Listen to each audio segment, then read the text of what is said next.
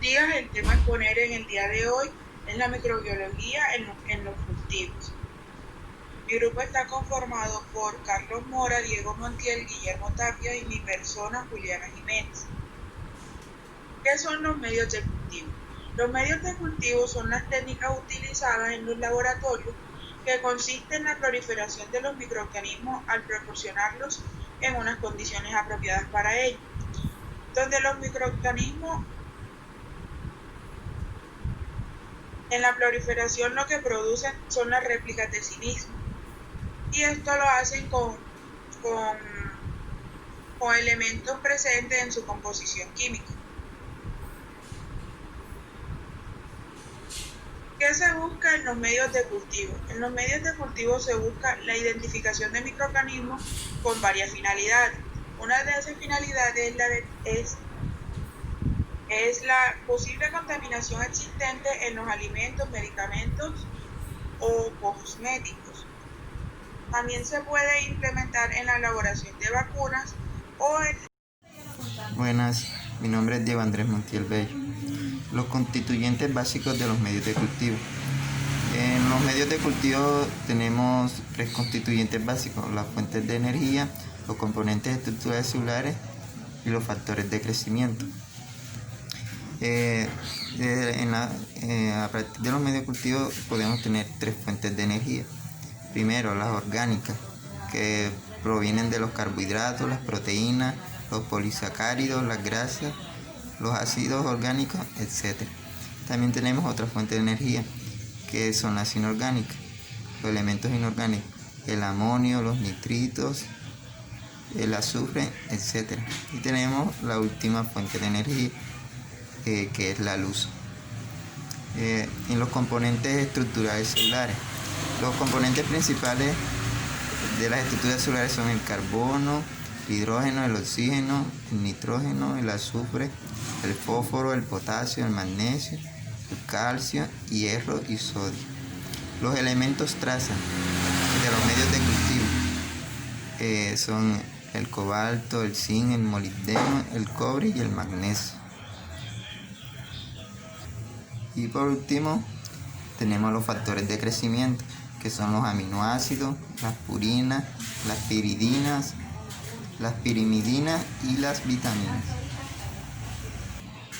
La clasificación de los medios de cultivo pueden ser de dos formas. Tenemos los medios de cultivo sólidos y líquidos. Los sólidos se le denominan agar nutritivo, porque a partir de los medios de cultivo líquidos se le añaden agentes solidificantes, como gelatina, gel, etc. Este medio de cultivo se usa con frecuencia en el mantenimiento de microorganismos en el laboratorio. Y tenemos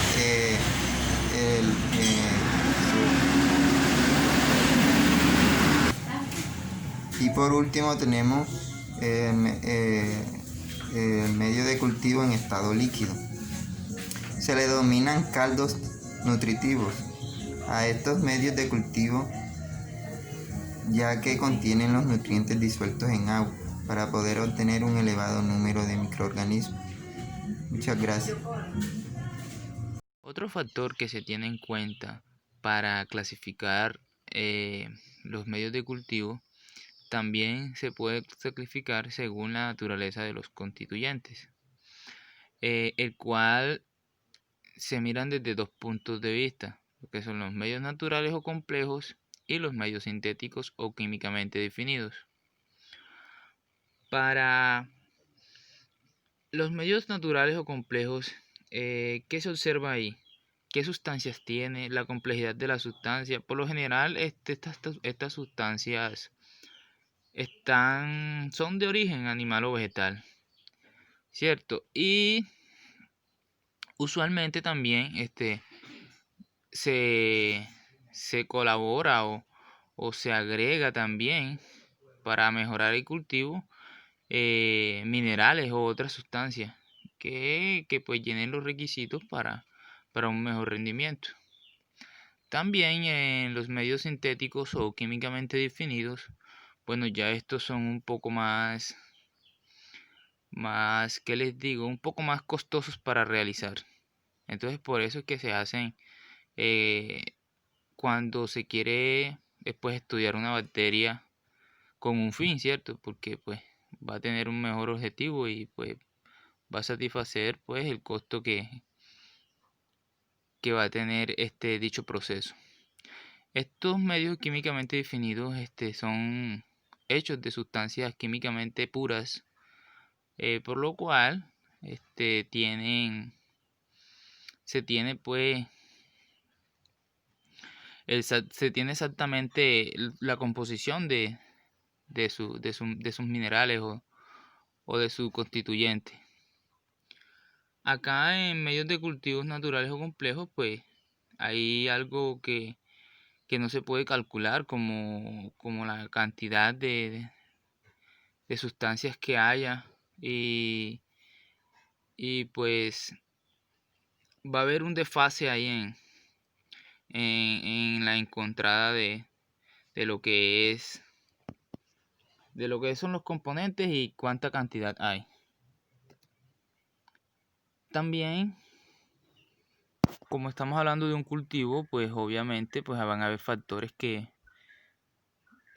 contribuyen al crecimiento o al no crecimiento de estos microorganismos. Como primero tenemos la temperatura. Saben que la temperatura pues está en los cultivos de animales, de plantas, pues va a afectar mucho porque pues va a haber unos escalafones donde va a haber un óptimo desarrollo y donde no se va a ver desarrollo, donde habrán unos escalafones donde el desarrollo pues o el crecimiento se van a vivir. Tenemos aquí una tablita donde encontramos varias clasificaciones de los microorganismos, el cual está psicrófilos, psicrótrofos, mesófilos, termófilos y hipertermófilos. Bueno, en esta gráfica representa la velocidad del crecimiento con relación a la temperatura. Esto está en grados centígrados.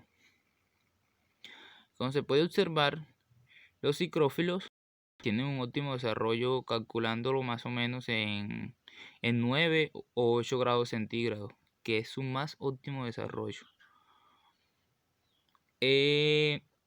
Los psicrótrofos tienen un óptimo desarrollo más o menos por ahí en 25 grados centígrados, 22. Los mesófilos que ya pues están a más temperaturas altas, que verán que ya pues todavía en 40 todavía está un último desarrollo. Los termófilos pues ya miren que ya pasa de 41 a 80. Ya soportan temperaturas altas y tienen un óptimo desarrollo en 77, 78. Cuando se encuentran a esas temperaturas es cuando más se desarrolla su crecimiento. En los hipertermófilos, que ya pues es otro nivel, podemos decirlo así, pues miren que se desarrolla su último desarrollo casi a 100 grados centígrados. O sea, ya a ebullición del agua, imagínense. Entonces, esta clasificación o estos tipos de microorganismos en sus escalas como todo y sus condiciones óptimas para su desarrollo. Continuando con las condiciones ambientales que pueden favorecer o afectar los medios de cultivo, tenemos la actividad del agua, que bueno, juega un papel fundamental teniendo en cuenta cuál sea el cultivo en el cual estamos trabajando. Y va a depender también de las sustancias sólidas que se encuentren en el suelo, ¿sí? Pueden afectar o pueden favorecer al cultivo. Va a depender mucho del cultivo con el cual estamos trabajando, ¿sí? En su totalidad. También tenemos el pH, que para la mayoría de las bacterias Se dice que su crecimiento, que crecen entre un pH de 6.5 a 7.5. Un pH, algunas especies pueden crecer también a un pH más alto que ese, ¿sí? Ciertos microorganismos, como las levaduras y los hongos, ¿sí? Que pueden crecer a valores de pH bajos también, entre otros. También juega un papel fundamental el oxígeno, ¿sí? Ya sea que tengamos un cultivo de microorganismos aerobios o anaerobios, ¿sí? El oxígeno va a jugar un papel fundamental. Otros cultivos de microorganismos específicos, como las microplantas, bacterias sin pared celular. Estos cultivos requieren de sustratos de animal, caballo o conejo, que son líquidos que aportan ácidos grasos no saturados. También se utilizan mucho los esteroles, que se requieren para que haya una síntesis en la membrana citoplasmática, lo cual en las bacterias, la cual se da en las bacterias sin pared celular. Por otro lado tenemos los hongos, organismos celulares heterótrofos con pared celular. Este tipo de hongos se puede estudiar o trabajar teniendo en cuenta los métodos generales para cualquier cultivo de bacterias, ¿sí? Usualmente crecen aeróbicamente, donde hay cultivos de bacterias. Ahí pueden crecer ellos y pueden ser heterótrofos, pueden alimentar por sí solos, dependiendo de las condiciones ambientales en el cual se encuentren. Esto fue todo acerca de cultivos de microorganismos. Muchas gracias.